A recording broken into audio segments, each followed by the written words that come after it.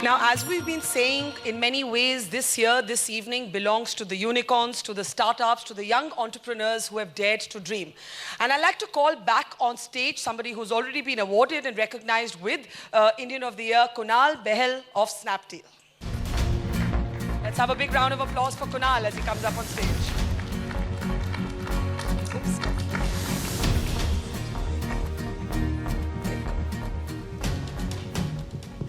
So Kunal, tell us how it all started for you. You went, in many ways, the turning point for Snapdeal was the initial investment that came in from Ratan Tata. And I believe that tougher than talking to him about your business model, tougher than anything else was to ask him for a selfie. So tell us about that meeting, that changed in some ways the course of Snapdeal.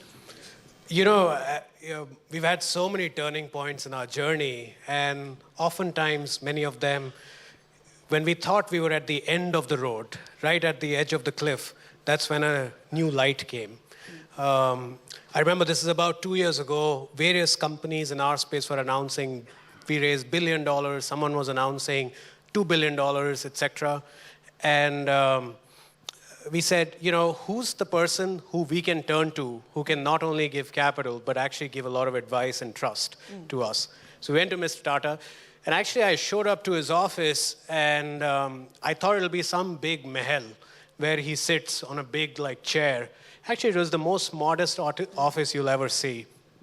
And I went in, and we had a little bit of a discussion around the business. And actually, I was quite confident talking about the business. But my real objective was to prove to my parents and my wife that I actually had gone to see him. They didn't think Ratan Tata was going to meet Kunal Bahl. Of course not. And I think I asked him for a selfie. He paused for a second, and he said, okay. And is that your most valued selfie till date? I would probably argue, yes, absolutely. Absolutely. So Kunal, what's been the toughest bump on the road so far? And you know, we were talking to Amitabh earlier, who you said has really energized the sector. But Amitabh alone can't change the mindset that has existed for decades. Yeah. So what's been the most frustrating thing for you as an entrepreneur? I don't think there is anything frustrating about entrepreneurship. I think entrepreneurship is about falling, getting up, falling, getting up, and each time being stronger than you were in the past. And I don't think there is anything frustrating about it. The rules and regulations of any country will always lag entrepreneurs' spirit and entrepreneurs' ambitions. And it's our responsibility to work closely with the government to make sure that the rules and regulations upgrade to what are the needs of the day. One thing you want to see change? I think our country needs more entrepreneurs, not more policy. Less policy, more entrepreneurs. So I'm going to allow for a little bit of a role reversal. Amitabh, I'm sure you have a question, so go ahead.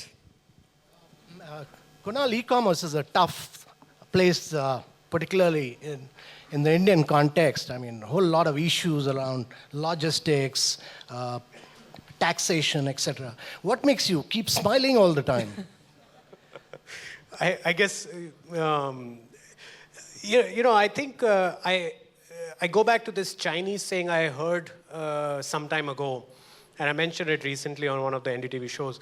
You know, I read this Chinese saying about 2 years ago. It had a profound impact on me. It went something like that the whole joy of life is chasing happiness, right? Yeah. And it went something like, if you want happiness for an hour, take a nap. If you want happiness for a day, go fishing. If you want happiness for a year, get an inheritance. If you want happiness for a lifetime, do something meaningful for others. And I feel what e-commerce is able to do right now is offer that impact, that meaning to us, to create impact for these hundreds of thousands or millions of small businesses in our country. Okay, very quickly, some would say we need startups in politics as well. Is Omar anywhere here?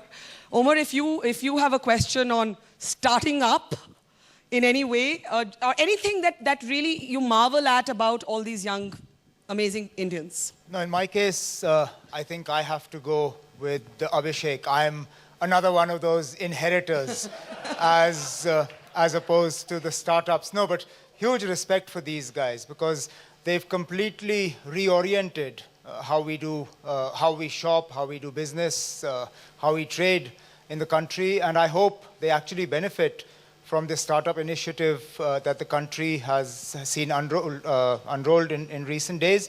And a plug for my state, Jammu and Kashmir, very far off the radar for most of these e-commerce guys. We hardly get any deliveries up there and hardly any service. So hopefully, when you mainstream everything else, Jammu and Kashmir gets mainstreamed as well. Sir, actually, when there were floods in Jammu 2 years ago, I think. I was in the heart of those, so you don't need to remind me. We were actually one of the few companies in our industry that continue to still deliver in Jammu to people. Jammu is where the mountains start. Yes. A little further on. Yeah. So, yeah. Okay. Well, Kunal, many congratulations, and may you keep inspiring Indians to dare to dream. Thank you so much. One more thing I have to say, Mr. Bachchan, big fan. I grew up, every time on my birthday, I would dress up as Shahenshah. Mr. Bachchan, if you'd just like to say something. He was just whispering in my ear, what do you think about Shahenshah 2? We'll just get your mic. There it is. Just repeat that. I just feel very honored. There have been many occasions when people in my company have been wanting to talk what you have been doing and what you have achieved. So it's a huge mountain, I know. And Shahenshah 2, you were muttering something about Shahenshah 2 to him. That's his problem, That's not right. mine. Sir, one request, can I come down and we take a Shahenshah pose photo? Yeah, sure. You'll have to do that. Yeah.